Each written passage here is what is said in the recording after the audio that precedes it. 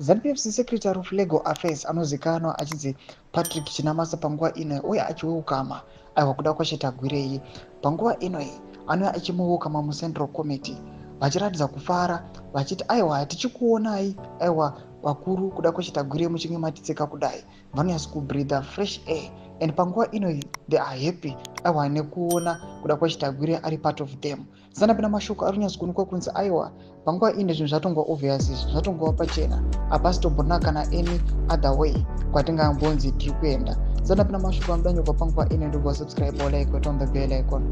Tipinda panapa pahendo yaRisono example danyora chiti posta kuda kwachitagwirei naChinamasa muri kuona obudanyora chiti ZANU-PF Secretary for Legal Affairs Comrade Patrick Chinamasa is welcome to Dr. kuda kwachitagwirei to the party's Central Committee, describing his core option as breath of fresh air that will impact the party's fortunes in Harare city and other urban settings.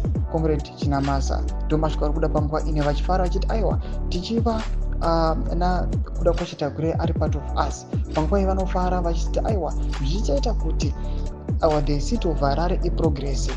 Panguva inei vachiti nekuda kuti anozikanwa kuti aiwa mukomana ari successful muna nemabusinesses ake kana achinge apinda muCentral Committee achadetseredzawo kuisa a great impact aiwa muthe Harare city. Mashoko ari kubuda panguva ino yatiri kuona kuti vanaChinamasa vachiukama kuda kwachitagwirei aiwa ndo zviri kubuda panapa zvichidzadzikiswa mashoko akutaurwa nevanhu vachiti aiwa kuda kwachitagwirei is ascending to power bit by bit. Panguva ino tiri kumuona zvake akatanga achimbopresida kumauniversity, kumachurches, now tikaona akudonata dzimotokari, now takutoona akutopinda mumaCentral Committee meetings. Panguva ino step by step procedures amuri kuona ari kutoitika, amuchazoona subsequently unozongonzwa kuti aiwa mukomana azoappointiwa kana kuti anominatewa. Pinai comment section medu mbotudza mafungiro enyu kuti kudii pamusoro pechitiko ichi. Pinai comment section medu mbotudza mafungiro enyu, musango subscribe or like, turn on the bell icon.